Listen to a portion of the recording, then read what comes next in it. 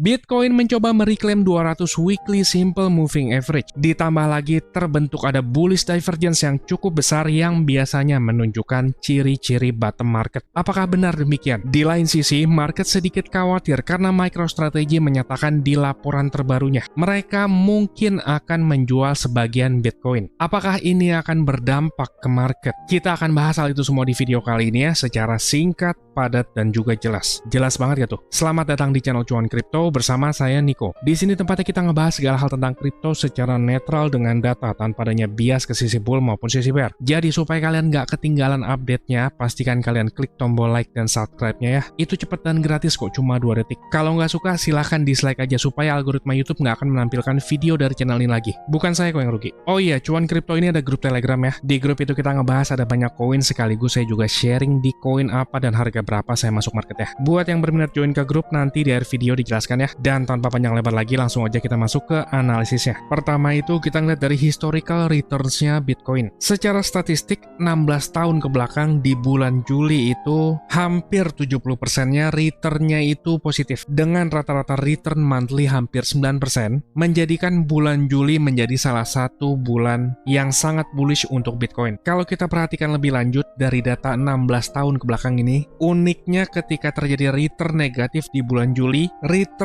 di bulan Juninya itu positif. Contohnya itu ketika di Juni positif, Julinya negatif. Lalu di 2019, Juninya positif, Julinya negatif. Di 2016 juga sama, Juninya positif, Julinya negatif, dan seterusnya. Dan uniknya lagi nih ya, selain tahun 2012 dan juga 2025, ketika bulan Juni dan Julinya itu returnnya positif, return positif di bulan Juli itu lebih kecil daripada di bulan Juni. Jadi dari data tersebut kita bisa tarik kesimpulan, jika bulan Juninya itu positif, return di bulan Juli itu probability terbesarnya antara negatif atau return positifnya lebih kecil daripada bulan Juni. Beruntungnya di bulan Juni kemarin itu negatif. Jadi kemungkinan besar sampai akhir bulan Juli nanti itu kita bisa mendapati return yang positif. Baru waspada nanti itu di bulan Agustus dan September ya. Karena di 2 bulan ini merupakan historical statistik yang terburuk untuk Bitcoin. Namun jangan lupakan hal terpenting di market ya. Apapun itu bisa kejadian. Jadi nggak ada kepastian. Tugas kita sebagai trader memang mencari probability terbesar yang paling mungkin terjadi. Dan juga jangan sampai mengacuhkan price action di chart. Lanjut nih, bulan Juli memang merupakan salah satu bulan yang paling bullish buat Bitcoin. Di lain sisi, ada salah satu hal yang membuat market sedikit khawatir. Hal itu disebabkan oleh salah satu pemegang kripto terbesar yaitu MicroStrategy. Berdasarkan report terbaru Financial Documents mereka ke SEC, menulis di reportnya menjelaskan perusahaannya mungkin akan menjual Bitcoin dari waktu ke waktu senilai 1,2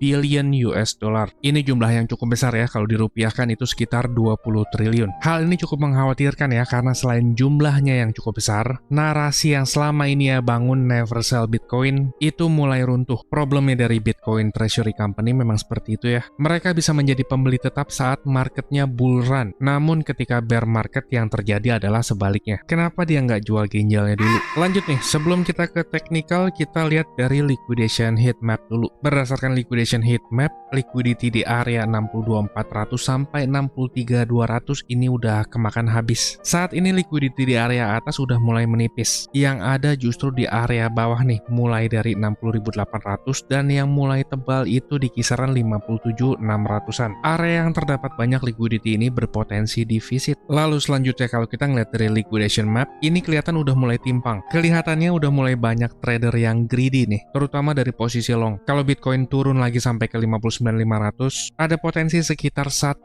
billion US dollar posisi long yang terlikuidasi. 59.500 tuh nggak terlalu jauh dari harga sekarang. Keadaannya rawan banget nih terjadi likuidasi berantai. Kalian tetap hati-hati ya, kalau kalian lagi hold posisi yang udah profit, ada baiknya kalian set posisi stop market di keadaan positif. Kalau ada kejadian tak terduga, setidaknya posisi kalian aman dan masih profit. Lanjut, lalu kalau kita lihat dari sentimen di futures market, funding rate saat ini tuh masih netral ya. Posisi trader long dan short itu tidak terlalu timpang berlebih untuk short term. Sekarang kita ke technical deh ya. Di weekly time frame Bitcoin saat ini tuh lagi mencoba mereklaim kembali 200 weekly simple moving average-nya. Per video ini dibuat saat ini tuh di kisaran 62 52.600-an. Semoga aja di closing Senin pagi besok masih di atas harga tersebut ya. Reclaim di atas 200 weekly simple moving average lagi, apalagi sampai membuat engulfing dari candle sebelumnya nih ya. Closing di atas 63.300. Itu berpotensi ada rally tambahan untuk meretest lagi ke kisaran 70.000. Ditambah lagi secara weekly time frame ini ada bullish divergence yang terbentuk berdasarkan siklus bear market sebelumnya. Bottom marketnya itu kebentuk nggak jauh setelah ada bullish divergence. Yang perlu diketahui di sini adalah proses bottoming market itu nggak instan ya. Bisa aja terjadi one last dump dulu nantinya. Karena sebelum reversal itu biasanya akan membuat base dulu. Dan saat pembuatan base tersebut bisa aja terjadi one last dump dulu. Saat ini Bitcoin masih struggling mereclaim 200 weekly simple moving average.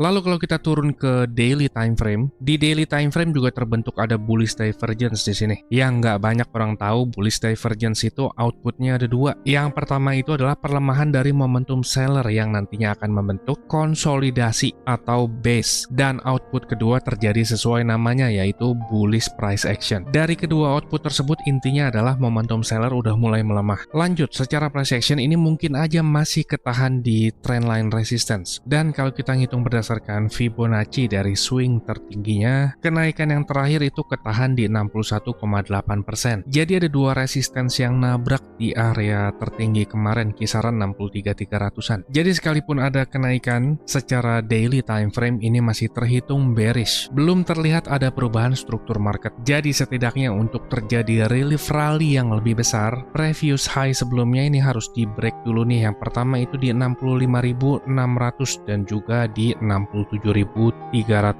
Kalau dua level ini di break, Bitcoin berpeluang terjadi relief rally tambahan yang lebih besar tuh. Apalagi di area sini kan ada fair value gap yang ketinggalan nih, masih belum divisit. Dan ini bisa menjadi area magnet untuk dites kembali. Kalau untuk short term udah mulai banyak numpuk resistance di sini ya. Dan untuk support terdekat ada di kisaran 60.500-an. Untuk simpelnya, selama kita belum break 67.300, Bitcoin masih berpotensi terjadi penurunan lagi untuk membuat lower low baru ke kisaran 54 sampai 52.000 ini. Jadi simpelnya seperti itu ya. Jika kalian suka dengan update-nya, pastikan kalian klik tombol like dan subscribe-nya. Itu cepat dan gratis kok, cuma 2 detik, nggak ada ruginya. Kalau mau rugi ya silahkan dislike aja, supaya kedepannya algoritma YouTube nggak akan menampilkan video dari channel ini lagi. Dan buat yang ingin dapat update terdepan, request koin dan tanya jawab langsung sama saya itu tersedia di grup ya. Ini grup berbayar tapi murah banget, recehan deh. Di grup kita ngebahas ada banyak koin, sekaligus saya juga sharing di koin apa dan harga berapa masuk market ya. Video-video members only ini hanya tersedia di grup. Buat yang berminat join ke grup, bisa langsung lewat membership YouTube, atau kalau mau dapat harga lebih murah, lanjut tonton klip video berikut ini. Chat admin langsung di deskripsi, saya tunggu di grup, dan sampai ketemu di update selanjutnya. Saya mau kasih tahu juga, cuan kripto ini ada grup Telegram,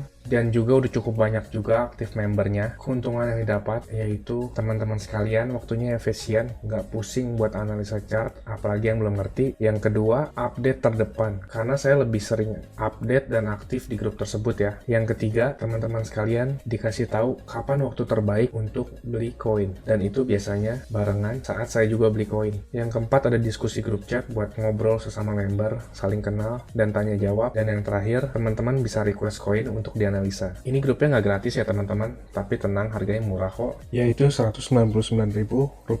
Tapi tunggu dulu karena diskon buat teman-teman sekalian, jadi Rp99.000 doang. Atau kalau dihitung, itu sama aja kayak Rp3.300 per hari. Ini biaya per bulan ya teman-teman. Rp3.300 tuh murah banget ya. Harganya sama kayak parkir di pinggir jalan. Tapi kalian bisa dapat manfaat yang cukup banyak dari grup ini. Ini harga promo ya teman-teman, cuma buat 100 pendaftar pertama. So jangan sampai ketinggalan ya, karena tinggal sedikit banget slotnya. Teman-teman bisa ngelihat sendiri ada 92 member aktif, dan saya kebanyakan lebih aktif di grup ini. Dan juga setiap ada peluang, saya selalu kasih tahu ke grup ini kapan untuk entry-nya. Bisa lihat di sini ada 3 video yang di unlisted dari YouTube, karena ini khusus untuk member dari grup tersebut. Kalau kalian berminat, saya akan kasih link Telegram di kolom deskripsi. Kalian tinggal chat, saya berminat gabung. Ditunggu di grup ya. Capek kan beli pas lagi tinggi, jual pas lagi rendah? Ayo, buruan gabung grup ya. Saya pamit dulu, salam. Cuan kripto, cuan terus.